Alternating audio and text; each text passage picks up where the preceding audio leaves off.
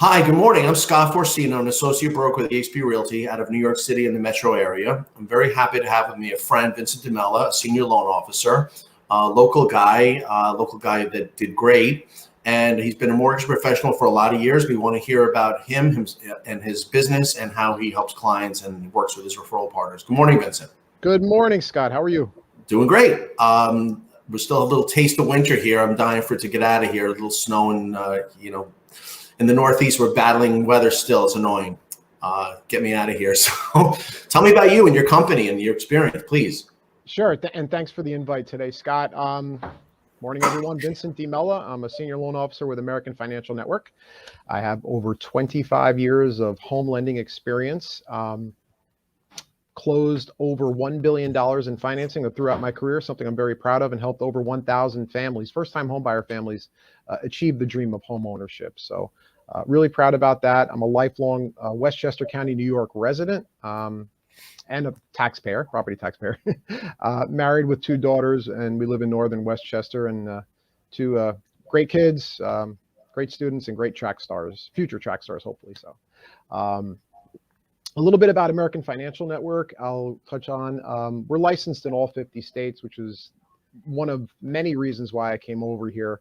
I help finance residential, people that are purchasing a residential property anywhere in the United States, all 50 states, or commercial property. Another reason why I came on board is the extensive breadth of different programs that we have for residential purchases, as well as commercial purchases. So something I'm very excited about and having a lot of success with here at American Financial Network. Corporate offices are out in California, but I have local offices here in Westchester County and White Plains, in Newburgh and Orange County, and Long Island, New York, and soon to be Florida. So, okay, well, tell me about these rate movements and fluctuations. It's kind of like gas prices. Tell me where we're going. Unbelievable. I just saw a joke this morning. I want to tell a quick joke. Somebody tried listing their car for sale on Kelley Blue Book, and the question that came back to them was, does it come with a full tank of gas or not? Oh boy. But anyway, so we had some really crazy market fluctuations. I'm giving my market commentary every week on long-term interest rates, but really it's happening with regards to inflation and what we're seeing, energy inflation, and the prices that we're seeing at the pump. So we saw, over 2 or 3 weeks ago, we were seeing around $3.50. Now we're well above $4.50 up here in New York. California's already hit the $6 threshold, soon to be $7. So, and if you just look at the history of every recession in the United States, they're always predicated by an energy crisis. And before our time, Scott, in the late 70s, we saw it, what was happening with the oil crisis and the gas crisis. Our parents waited in line for gas in the late 70s, early 80s. We saw the energy crisis, in the later Bush, early Obama years. There was an energy crisis. There was also a mortgage crisis, but there was a large energy crisis around that time. And right now, we're seeing the worst energy crisis I've seen in my lifetime, and it's going to get a little bit worse before it gets better. However, it's putting pressure on markets, and we're seeing wild market fluctuations. And a lot of the times there's an inverse relationship between the Dow Jones, the stock market, and the bond market. Bond market's typically a safe haven for money to invest in. So when there's volatility in stocks, usually a lot of money goes into the bond market, specifically the 10-year treasury. And when the yield goes down on that, interest rates go down. So we saw a wild fluctuation in rates last week, topping off at 4.75, all the way down to 4% even. And it spiked twice throughout the week. So it was a crazy week for mortgage rates. They're starting to settle down in the low 4s right now. And that's for a 30-year fixed interest rate mortgage. You could probably get it in the 3% range if you take out a 15-year fixed mortgage. Well, let me ask you this. I mean, I'm sure you get this question all the time. How do you lock a rate, especially in New York, where there's lawyers with contracts and things take time? How do you lock in a rate? How does a client benefit from locking, if that's possible? Great question. What we like to do here is we like to have everything in line before we lock in an interest rate for a borrower. Now, when a borrower locks in an interest rate, that's the bank's promise to deliver that price to the borrower at the closing table. The bank also is promising the investor this loan within a certain period of time. So there's a couple promises being made in the interim. But just to make a long explanation short, we like to make sure that we have the appraisal done and completed and approved in conjunction with the contracts. Why? Because if the appraisal comes in low, a lot of the times that affects the price of the mortgage, okay? And sometimes we have to go back to the borrower and say, you know what, this $900,000 house you're buying, it's really 800,000. The amount you're borrowing is exceeding a certain threshold in pricing. So we cannot deliver the interest rate we promised you. So to answer your question, we try to lock them in for 30 days because by the time we get the appraisal, we have very fast turnaround time from the appraisal being approved to actually closing the loan. And I know there's been to use your term, a crisis with appraisals. They're so jammed, and you can't really. That's something outside the banks and the lawyers and the realtors' control. You're dealing with an independent third party. Yes, we have to because of the Dodd-Frank Act that was put in place in 2008. And in my personal opinion, the mortgage crisis, didn't occur because of appraisals or anything of that nature. It really had to do with ATR, the ability to repay. A lot of the loans were liar loans, for lack of a better term, where customers did not have to prove their income that they could afford this $500,000 mortgage.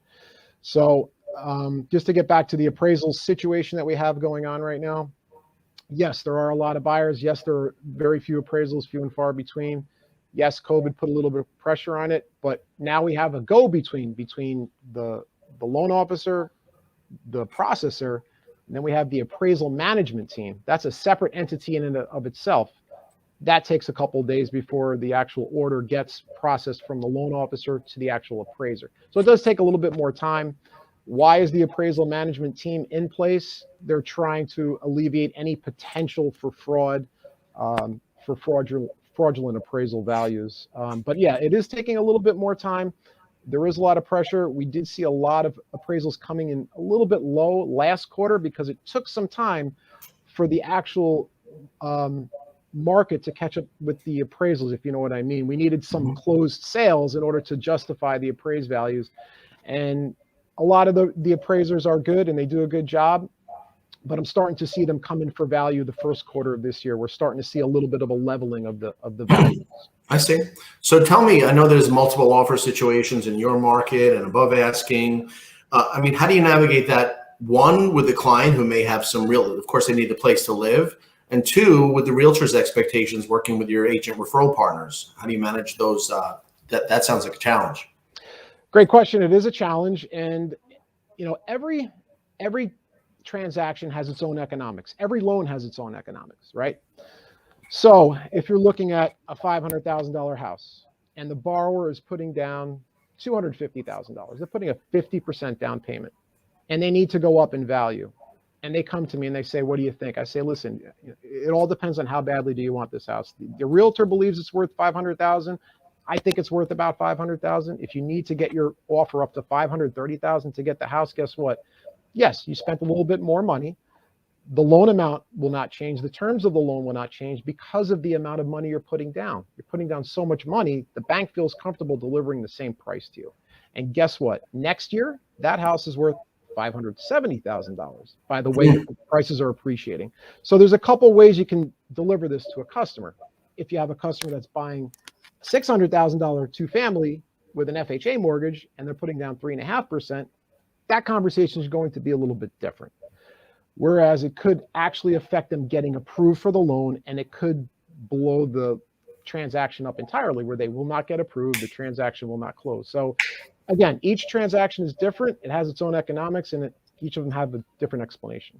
Well, I mean, that makes sense as far as mathematics is concerned. But I mean, working with agents, I know that that's usually the referral source of choice between lenders. I'm a former attorney and agent now, and the agents are the first one to deal with the buyers. Let me ask you this. By the time you get involved, they've gotten their offer accepted. But in the cases where they're putting their ducks in a row, which I think is a better approach, getting their loans set before, how do you help someone who's doing less than the 10 or even 20% down get their offer accepted? That to me seems an art to assist the buyer and the agent to get their offer accepted. I mean, I have a good reputation in this market. So specifically, Westchester County, Connecticut, Hudson Valley is where I do a majority of my business every year. And all I do is, I'll reach out to the buyer's agent, share with them where we're at. And if the buyer's agent feels uncomfortable or is questioning some things, I offer to even call the listing agent. I say, listen, let me call the listing agent. Are they in line for their offer being accepted? Yes, Vincent, but the listing agent's entertaining other offers. I'll even offer to reach out to the listing agent. A lot of the times I actually know the listing agent and we've done business together. And I'll say, listen, we have a borrower. Yes, they're only putting down 10%, but guess what? They have an amazing job.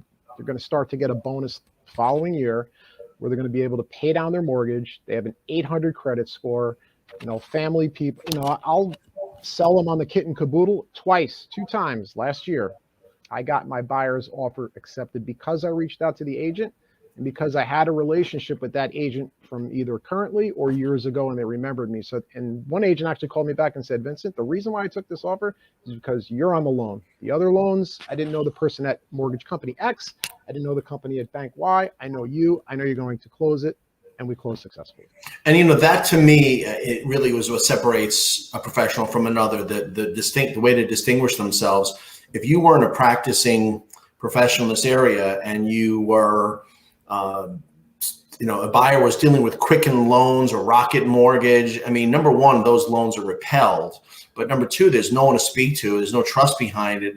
And there's no way to have any kind of rapport. And you acted as an advocate, and I commend you for that. That's really the value in working with a local pro. So you and the agent were, to me, a great team. And that buyer, I really hope, understands the value that you brought to that transaction. Yeah, sometimes they do, sometimes they don't, but that's fine. It's all part of working with myself and the team. We, anything and everything it takes to go above and beyond to secure the transaction, to secure, like you said, the major hurdle at this conversation is getting the offer accepted. You have houses, 10, 20 offers the following Monday after a Sunday open house. It's really, really brutal out there for buyers. So what's the competitive advantage? All right, cash offers. Well, we don't have a cash offer on this house in Yonkers. We have 20 offers. They all have mortgages on them, and we need to pick one. So, that's where I come in handy. And a lot of the agents that do work with me do appreciate that. And it's all about getting buyers in houses. Yeah. There's another point which, I'll try to make delicately. Not all agents have your experience. So if someone is relatively new and they are in this boom economy, they may not know the nuance of handling a buyer getting that deal, where they may have something to sell. They have been rejected a bunch of times on homes of their dreams. I mean, I think some of the gray beard might help you assist. And the missing hair too. I used to have hair. Well, we're all fighting that, but the gray beard would show that you've been around, and been through different markets and able to navigate. Yeah. Thanks for bringing that up. You just jarred another memory. Closed on a co-op loan in Scarsdale, Garth Road. So, right there, we're speaking the same terminology, but for everybody else out there, there's a certain type of property that we have in New York, and very few other states have it. It's called a cooperative, where you own shares of stock in a corporation. Anyway, long story short, it's an apartment purchase for like $150,000, small loan, considering the loan amounts up here. But it was an agent I never heard of before. I did a little bit of research in Scarsdale, and then he called me on the phone. I'm like, all right, so you're a new agent. Let's just agree on that. Yes, I'm a new agent. Okay, so we got the ball rolling. I think we signed contracts in August. We didn't close until December. I spoke to this agent every week, probably twice a week. I said, listen, I have 25 years experience. You're a new agent. Just, hear me out on these things. I'll work with you. You work with me. We're going to get this closed the best way we can, and again, like we had a board meeting that was set for October. So again, co-ops, you need a board approval before you can actually close on it.